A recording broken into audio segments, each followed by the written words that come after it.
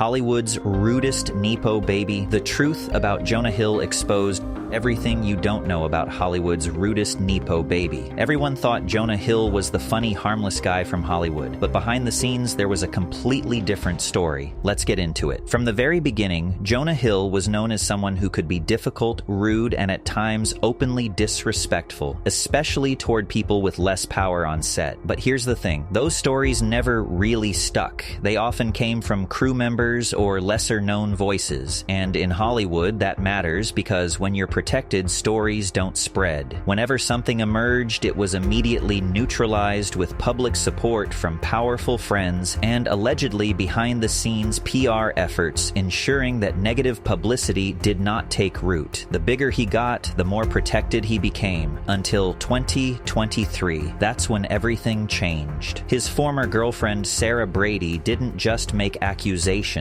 she brought receipts, screenshots, messages, direct conversations, and suddenly this wasn't rumor anymore. It was something people could read for themselves, and what those messages showed sparked a massive online debate, not about criminality, but about something more nuanced: control versus boundaries. In those texts, Jonah Hill laid out what he described as his boundaries for the relationship. He said that if she wanted to continue doing certain things like posting swimsuit photos, surfing with men, or maintaining specific friendships, he wouldn't be the right partner for her. On the surface, it was framed calmly, rationally, even respectfully. But for many people, it didn't feel like boundaries. It felt like rules. And that distinction became the center of the controversy because real boundaries are about what you will tolerate, not about controlling someone else's behavior. Critics also pointed out a key contradiction. He had initially reached out to her because of the exact kind of photos he later took issue with. That contradiction didn't go unnoticed. There were also smaller details that stood out: the tone, the repetition, the way he spoke. At one point, after reviewing her past posts, he says there's tons, and he's just going back the past month. That's where things started to feel different, because for many people that didn't feel like a casual concern, it felt like monitoring. There are also moments where she adjusts her behavior, removing content, asking if certain posts are acceptable or okay, checking if she's meeting his expectations. And then there's a line that became widely discussed: "I literally am the best boyfriend on earth." On its own, that might seem harmless, but in context, many people saw it as a red flag, because repeatedly insisting on being a great partner can sometimes signal insecurity or control rather than confidence. The conversation became even more complex when people considered the power dynamic. This wasn't just any relationship. This was a major celebrity in his late 30s dating a 24-year-old. Both were consenting adults, but they didn't have equal levels of influence, visibility, or leverage. And power doesn't just show up in contracts or money, it shows up in pressure, in expectations, and in what someone feels able to push back against. At that point, the discussion expanded beyond Jonah Hill. People began relating it to their own lives, relationships they'd experienced or witnessed that felt similar. But there was another layer to the situation, because Sarah Brady didn't just speak out. She released private messages. That created a difficult ethical question. On one hand, without those messages, her claims might have been dismissed entirely. On the other, most people wouldn't want their private conversations exposed to millions. It's a privacy versus proof dilemma, and there isn't a clear answer. While all of this was unfolding, Jonah Hill himself stayed largely silent. He didn't directly address the messages publicly. No detailed statement, no interviews. That silence had mixed effects. For some, it made the situation seem worse. For others, it was a strategic decision to avoid escalating the controversy. Around the same time, another allegation surfaced. Actress Alexa Nicholas, known for Zoe 101, claimed that when she was 16 and he was in his mid-20s, he kissed her without consent at a party. According to her account, this happened at a gathering connected to Justin Long. Jonah Hill's representatives denied this allegation. Unlike the text message situation, this became a case of conflicting accounts with no direct evidence publicly available. As a result, public opinion remained divided. Then there's the broader reputation. In forums, interviews, and anecdotal reports, we find a lot of tales of people who allegedly worked with him or had professional contacts with him, similar experiences, rudeness, dismissiveness, and challenges challenging behavior have been described by many, especially towards crew members. It's important to note that these are unverified accounts. They could be exaggerated or inaccurate. But when the volume becomes large and the descriptions consistent, people begin to notice patterns. At the same time, some celebrities have defended him, something that often happens in situations like this. However, critics note that other celebrities might be having different experiences compared to the ones of crew members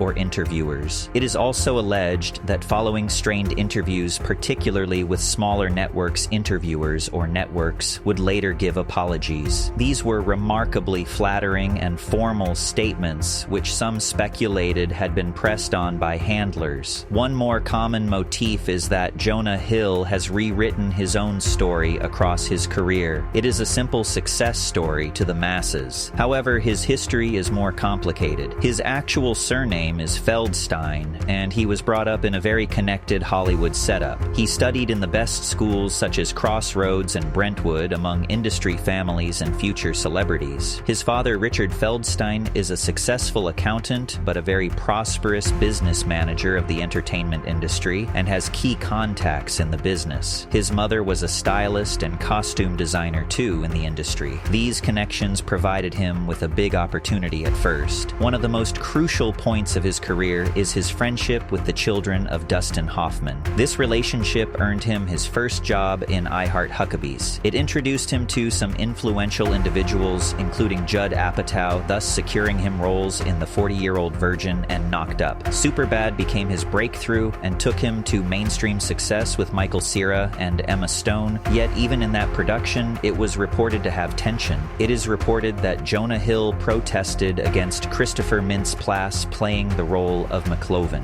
Nonetheless, the movie makers retained him, and the dynamic eventually led to the success of the movie. His career continued to advance, and he collaborated with great names such as Adam Sandler and featured in movies such as Click. He later moved into more serious productions, being nominated for Oscar in Moneyball and The Wolf of Wall Street, directed by Martin Scorsese with Leonardo DiCaprio in the lead. He also co-wrote and appeared in 21 Jump Street with Channing Tatum, which added more strength to his Hollywood presence. In 2022, he published a Netflix documentary titled Stutz about his therapist, Phil Stutz. It was praised, but it has been criticized by some mental health professionals because of its depiction of therapy. The 2023 controversy rejuvenated that documentary, with people revisiting its themes through the messages. After the backlash, Jonah Hill left the spotlight. He has since stated that he will not take up media appearances and press tours. This could shape his career moving forward. Rather than leading highly promoted projects, he may focus on ensemble films or work with platforms like Apple TV Plus, where promotional expectations are often less intense. He also has upcoming projects featuring major actors like Keanu Reeves, Cameron Diaz, Matt Bomer, and Kristen Wiig, a strategy that may help diffuse attention across multiple stars. There was also a reaction through his brand Meaningful Existence, which released items with phrases like complete, unrelenting control. This was seen by many as tone-deaf in the context of the allegations.